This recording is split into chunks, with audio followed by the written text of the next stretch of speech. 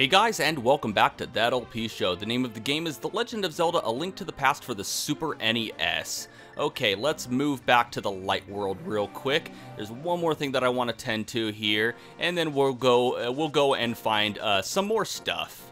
Okay, so the flute boy said, "Show the flute to a sleeping man in the village." And this man looks like he is in fact sleeping. So we'll play the flute for him. Oh, this is my son's flute. Did you meet my son? Where is he? Is he all right? Oh, I see. Well, I can tell what you want to say by the look in your eyes. Yeah, your son is a tree now. Would you keep the flute? And will you play its sweet melody for the bird in the village square? I beg of you, please. My son would probably want it that way. But still, I wish I could see him once more. Well, maybe later. Okay, so like he said, let's come up here and play it.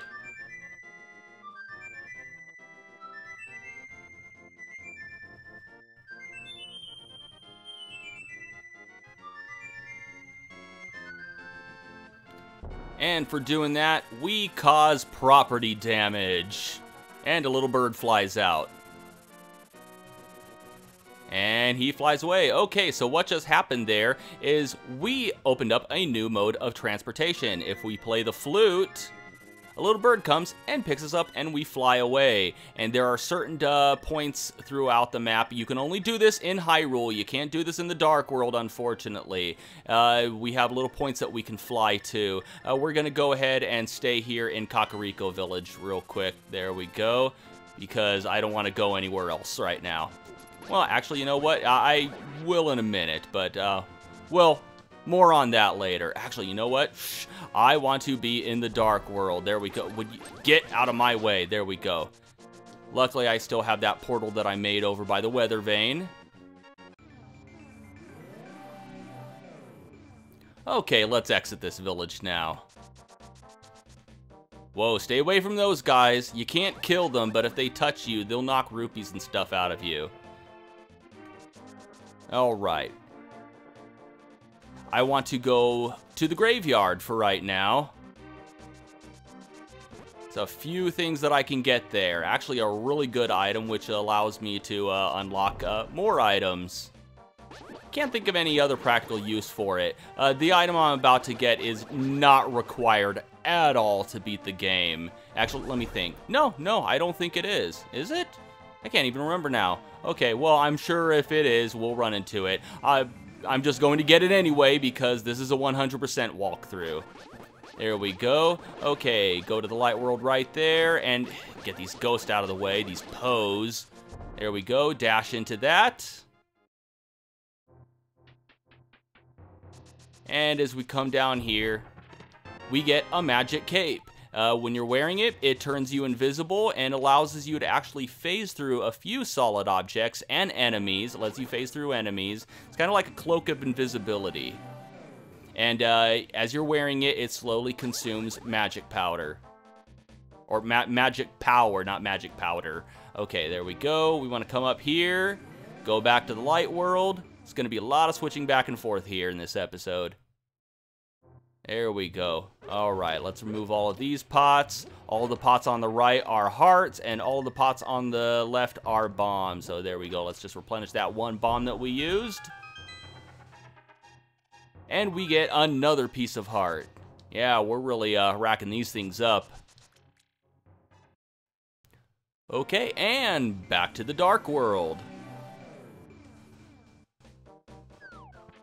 Okay, now, remember those two, what are they called? Lumberjacks. Those two guys that were sawing that big tree, and they said that something felt funny about it. Let's go check that out. Maybe they're done sawing that tree in half.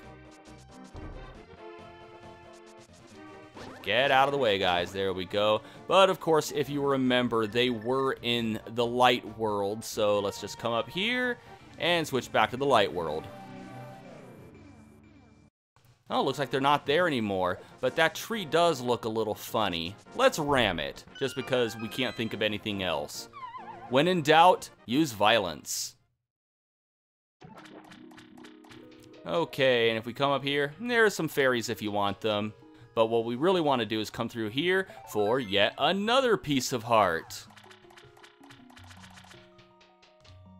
And we'll have another full heart container in no time. Okay, now let's get back to the dark world.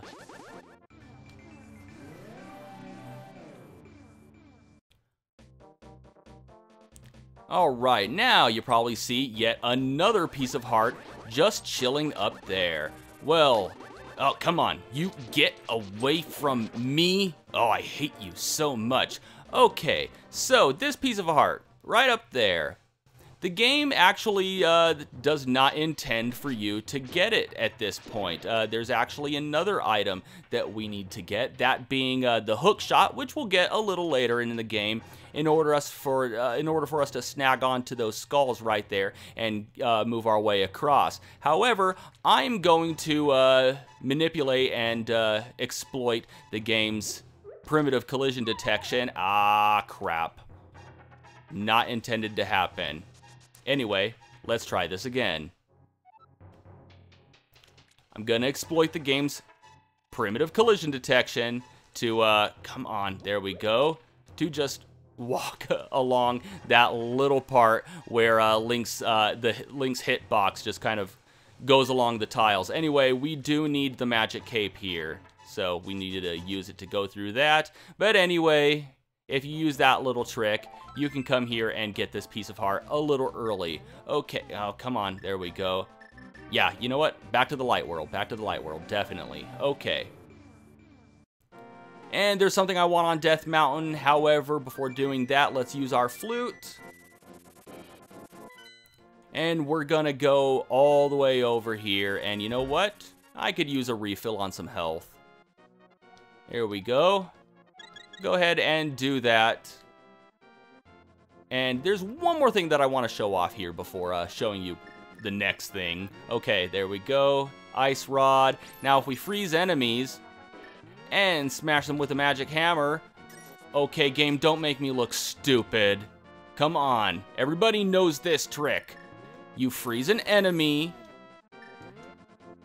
and then use the magic hammer, and you are almost, let's put that in italics, almost definitely going to get a large decanter of magic to refill your magic meters. So just remember that. Freeze an enemy, smack it with a magic hammer, and 99.9% chance of getting a large magic decanter. The game just made me look stupid right there by doing the whole thing with the rupee. Anyway, I will meet you at the Waterfall of Wishing. In case you don't remember, it is right up there in the corner, and I will meet you there. Okay, here we are at the Waterfall of Wishing. First of all, we need an empty bottle, so let's go ahead and get rid of one of our fairies here and talk to the fairy. Okay, what we want to do is we want to throw in our empty bottle. There we go.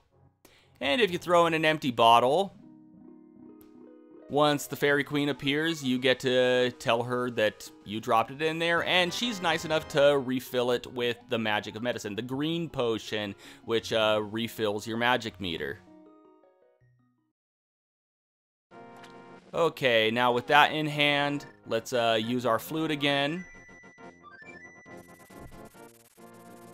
And fly up to Death Mountain, which is marker number 1. There we go. And I'll meet you up at the top. Okay, here we go. Once again, watch out for the rocks as you're ascending. And I want to go up into the portal, into the dark world. There's 2 things that I want to grab while we're up here. Here we go. Into the dark world. And now that we have the moon pearl, let's see if these 2 guys say anything different. You didn't change your shape. You aren't just a normal guy, are you?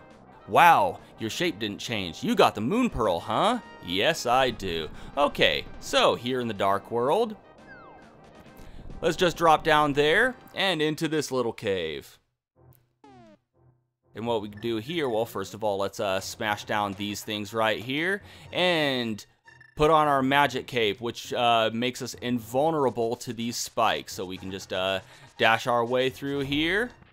I think this is possible if you if you don't get the double magic thing from the crazy-ass bipolar bat. Anyway, there we go.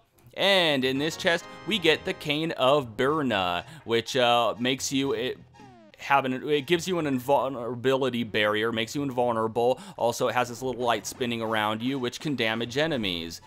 Okay, short on magic power. Now, that's the reason that I brought in this green potion, is so we could get our way out, because all of these skulls here have nothing but hearts. Now, if you're playing the Game Boy Advance version, you don't have to worry about any of the... no, not that. You don't have to worry about any of this, because in the Game Boy Advance version, whenever you get a new item that consumes your magic meter, you actually get your magic meter completely refilled upon attaining that item. So, if you're playing the Game Boy Advance version, don't bother going for the green potion if you don't need it. Oh, crap. Okay, back to the light world. And I will meet you back in the dark world at the portal up top. Okay, here we are, back in the dark world. Let's once again use our magical mirror to transport ourselves back to the light world. Same place as we did when we were heading up to the Tower of Hera. And we'll cross this bridge, pull out the Book of Medora, and there is one more medallion for us to get, this being the Ether Medallion, which freezes everything on screen, and it's actually required for beating the game because we'll need it to open up a dungeon later on. Okay, now let's switch to our flute. One more thing that I want to show off. Okay, let's head down to point number 8. There we go. And there's a little island up here in the middle of Lake Hylia. Come on, get up there. And if we come in here, we have another fairy fountain, which has no fairies in it, apparently. Well, if we bomb this wall right here, then we will have access to fairies. So let's go ahead and use this time to grab one real quick. Okay, awesome. Alright, so let's approach the fountain, and we'll throw in some rupees. Doesn't seem to be doing much, does it? But, there we go. Let's just keep tapping the A button right here, and we'll make the text appear again. Come on. There we go. Awesome. Okay, and we'll throw in 20 more. And what we want to do is we want to eventually throw in 100, and we get a little surprise. There we go. That's a total of 60.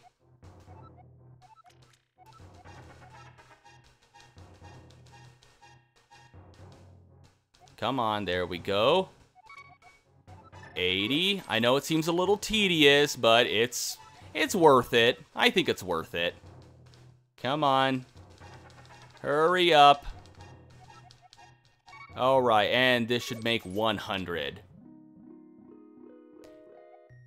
And she'll make our wish come true, and we can choose to carry more bombs or more arrows. Let's go ahead and work on bombs, and she ups them by 5, so now we can carry up to a total of 15. Okay, so...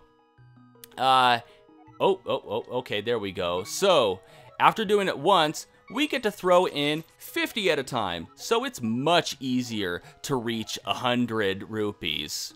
And, well, what I'm going to do is I'm going to keep going ahead and doing this, and I'm going to reach a maximum of 50 bombs for, 50 bombs and 70 arrows, because that's when it maxes out. You can't get any more than that. And if you run out of rupees, remember that room that I showed you in near the desert where you can just go in and out and get 50 rupees each time? When you get low on rupees, go ahead and do that and then come back here. So I'm going to up my bomb capacity to 50 and my arrow capacity to 70, and then I'm going to move on to the next dungeon, but that's going to have to wait until next time. And until next time, thank you for watching That LP Show, and have a one that is good.